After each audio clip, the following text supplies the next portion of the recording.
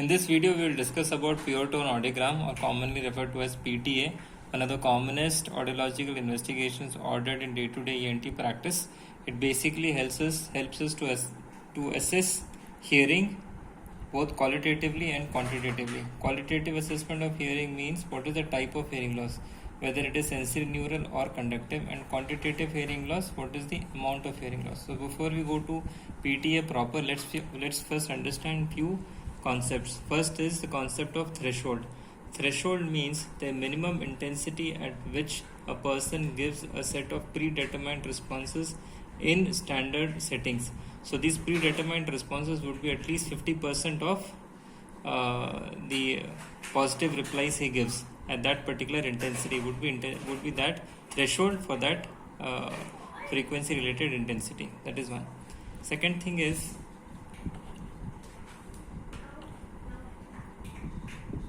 this particular test is subjective. That means you need full cooperation from the patient in order to carry out this particular investigation. And the intensity, the unit of sound, the frequency of a sound is denoted by hertz, such as 250 hertz, 500 hertz, 1 kilohertz. And the intensity or the strength of the sound, intensity, strength or loudness of the sound is referred to as decibel. Decibel denotes as to how loud or how intense is the sound. So for different frequency, you can have different intensity levels.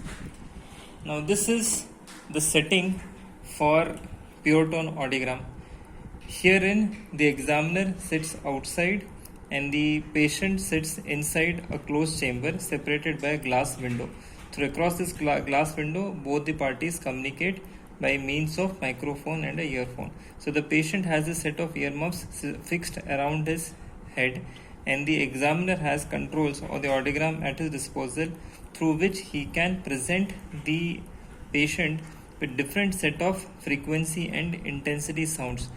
And as and when the patient hears these sound levels, he denotes the examiner by raising his hand. Now this entire thing has to be done in a relatively noiseless or quiet settings.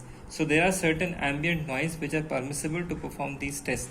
So for air conduction thresholds, the permissible amount of ambient noise is 25 to 30 decibel, and for bone conduction it is 10 to 15 decibel. The method which is used to perform this test is called as ASHA, or American Speech Hearing Association method. In this particular, we take a sound intensity of one single frequency, say 1 kilohertz frequency, and the patient is given at an intensity of 30 decibel. It can be jumped to 50 decibel to 70 decibel depending at what point the patient responds. Say the patient responds at 30 decibel. From this point onwards, we deploy a method of 5 up, 10 down. That means from 30 decibel, we can increase to 35 and see for patient response. If the patient response is desirable or it is good, then we can get it down to 25 decibel. And if the patient's response is not good, then we can again step it up to a point wherein we get the actual threshold, wherein the patient has got the fixed responses at that particular intensity, and we can go on doing it. And after doing so, we can get some XYZ threshold, which would be that particular threshold for that intensity, for that frequency.